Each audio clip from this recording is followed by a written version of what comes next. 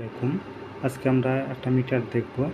এটি হচ্ছে socket tester, অর্থাৎ আমার যে বাসা বাড়িতে যে আমরা সকেটগুলো 3 পিন সকেট ইউজ করি, এইটা প্রপারলি কানেকশন আছে কি না, ফেজ, নিউট্রাল, আর্থিং, এটার মাধ্যমে আমরা অতি সহজেই টেস্ট করতে পারবো। এটা 3টা ইন্ডিকেটর আছে।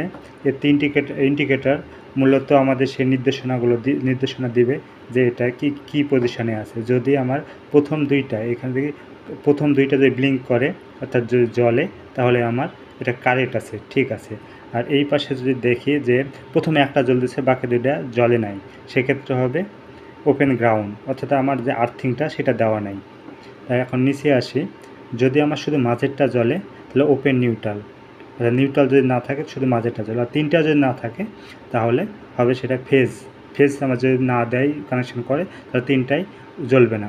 আর প্রথমটা যদি না জ্বলে বাকি দুইটা যদি জ্বলে, তো নিউট্রাল ফেজ রিভার্স হয়ে গেছে, অর্থাৎ একটা নিউট্রালের যে ফেজ লাগাইছে, ফেজের জায়গায় নিউট্রাল লাগাইছে।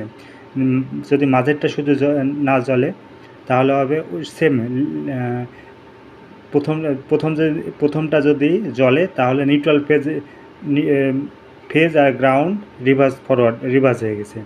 আর যদি মাঝেরটা জ্বলে তাহলে ফেজ আর নিউট্রাল রিভার্স হয়েছে।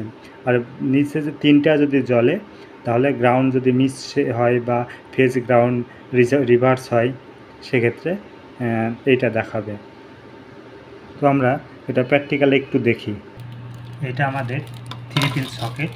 3 পিন সকেটে আমরা এটা প্রবেশ করাবো এবং সুইচটা দেব। সুইচ দেওয়ার সাথে সাথে আমার প্রথম দুইটা ব্লিঙ্ক করতেছে এবং এখানে ভোল্টেজ দেখাচ্ছে। যে প্রথম দুইটা যদি ব্লিঙ্ক করে তাহলে আমাদের কত আর কি হবে, প্রথমে ব্লিঙ্ক করে কারেক্ট, তার মানে এখানে আমার প্রপারলি নিউট্রাল ফেজ আর্থিং ঠিক আছে। এখন আমরা একটু দেখব যে ফল্ট হলে কীভাবে কি দেখাবে। এইটা আমরা একটা মাল্টিপ্লাগে কানেকশান দেবো।